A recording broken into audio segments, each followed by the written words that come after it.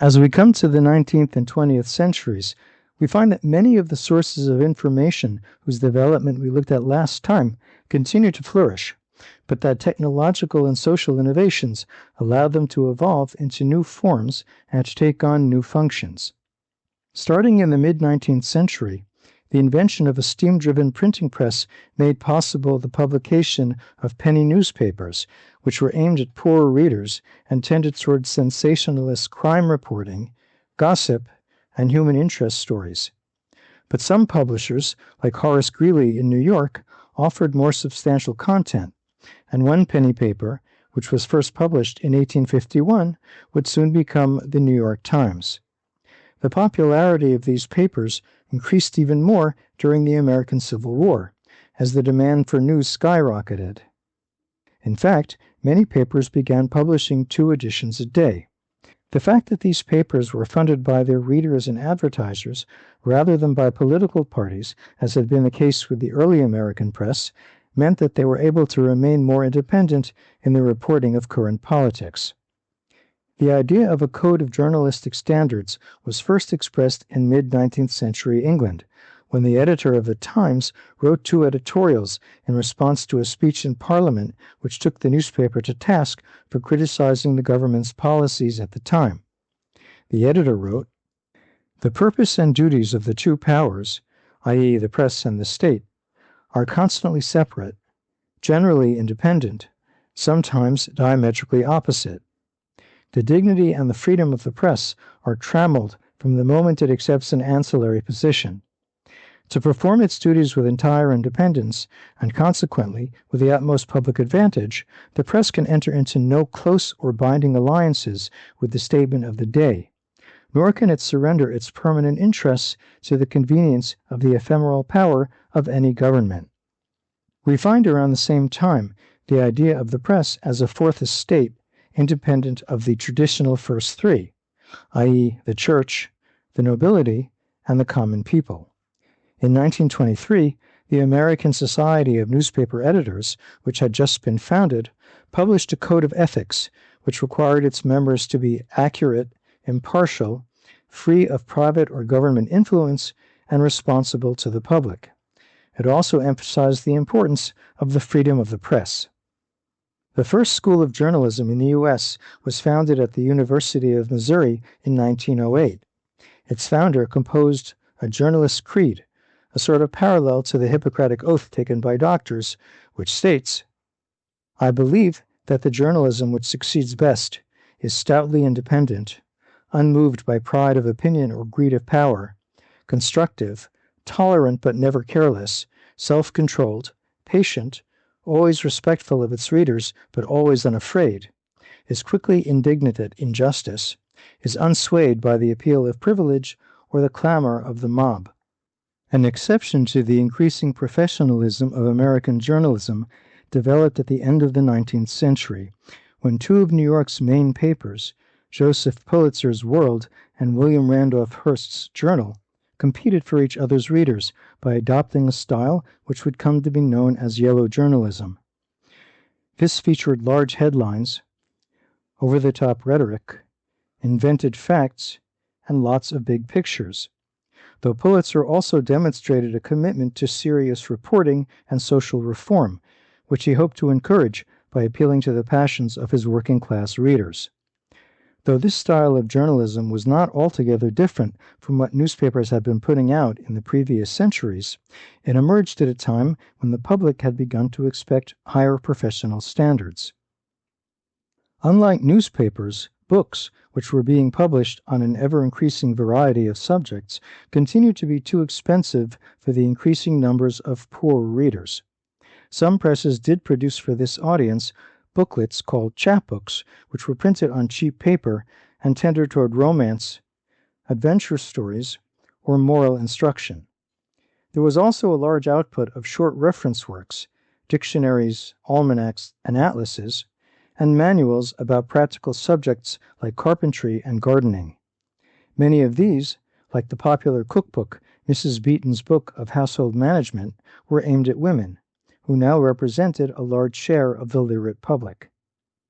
People who wanted to read other kinds of books but couldn't afford to buy them increasingly had another option, the public library. The first libraries were subscription services started in the mid-18th century, which rented out books on a daily basis. These tended to be novels, which were read only once, rather than reference works or scholarly research. Books were also leased by the booksellers themselves. There were also more substantial libraries, which held more serious volumes, and granted access in return for an annual membership fee. Some of these libraries were frequented by working people, and beginning in the middle of the 19th century, the British government began to open libraries free to the public, as an alternative to the pubs where they were thought to be spending too much of their free time. In Germany, there were libraries open to scholars as early as the 17th century, and in the 18th, citizens' libraries were established in a number of German cities. In the 19th century, free libraries open to the general public appeared for the first time, some of which were intended specifically to improve the literacy of working-class citizens. France, on the other hand, had had a royal library since the Middle Ages, which was open to the public late in the 17th century. It was a large collection, which was expanded even further during the French Revolution, when the libraries of arrested aristocrats were confiscated by the state. The library itself was nationalized soon afterward. In the U.S., free public libraries started to appear in the first half of the 18th century, but these were funded by philanthropists who donated both money and their own book collections. Many of these libraries centered on religious works, which their founders hoped would strengthen the faith of their readers. By the 19th century, building public libraries came to be seen by the country's wealthy elite as a good way to burnish their reputations. The wealth of the industrialist Andrew Carnegie, for example, funded the construction of around 2,500 libraries.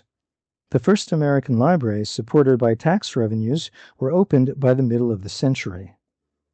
While the production and distribution during this period of printed materials like books and newspapers was an extension of existing technologies and institutions, the 18th century also saw the appearance of some entirely new forms of communication.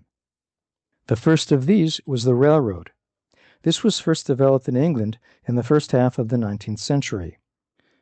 Its primary purpose, well into the 20th century, was to transport coal from the mines where it was dug up to the factories that it powered.